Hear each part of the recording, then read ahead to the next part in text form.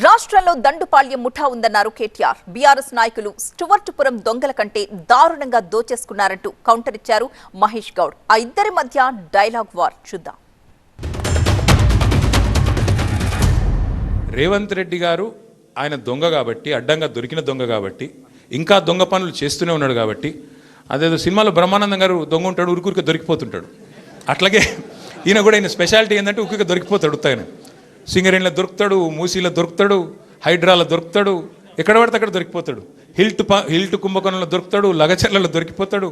దొంగ ఫాస్ట్గా దొరికిపోవడం రేవంత్ రెడ్డి గారి స్పెషాలిటీ. ఇంకా విచిత్రం ఏంటంటే ఇవాళ ఒక దొంగ లేడు ఈ రాష్ట్రంలో, దండుపాలెం ముఠా ఉంది ఈరోజు.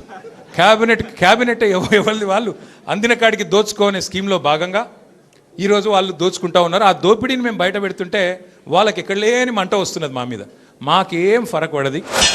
నిజంగా స్వాతిముత్యం అయితే అవినీతి మరకలు కడుక్కొని బయటకు వచ్చి మాట్లాడండి. ఇలా 10 ఏళ్ల కాలంలో బీఆర్ఎస్ నాయకులు అవినీతికి పాల్పడినారు కాబట్టే ప్రజలు మిమ్మల్ని గద్దెదించినారు. అది నమ్మినారు కాబట్టే పార్లమెంట్లో మీకు 0 సీట్లు ఇచ్చినారు. అది నమ్మినారు కాబట్టి మన సర్పంచ్ ఎన్నికల్లో మీకు సరైన ప్రాతినిధ్యం ఇవ్వలేకపోయినారు. రేపు మున్సిపల్ ఎన్నికల్లో కూడా అదే జరగబోతూ ఉంది. బీఆర్ఎస్ నాయకులు స్టువర్టుపురం దొంగల కన్నా కూడా అధ్వానంగా దోచుకున్నారన్నది వాళ్ళ ప్రజల్లో ఉన్నటువంటి వాస్తవం.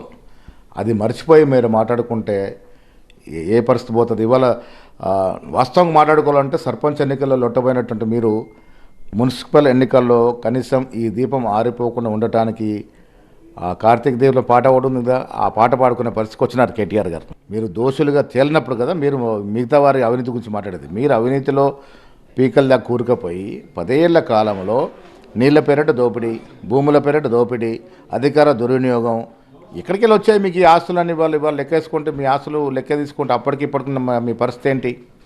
ఇవాళ ఎందుకు మీకు మీ చెల్లెకి మీకు పంచాయతీ ఏంటి? ప్రజలు ఇవన్నీ గ్రహిస్తూ ఉన్నారు, గమనిస్తూ ఉన్నారు. మీరు ప్రజాక్షేత్రంలో ప్రజలిచ్చే తీర్పు నుంచి తప్పించుకోలేరు.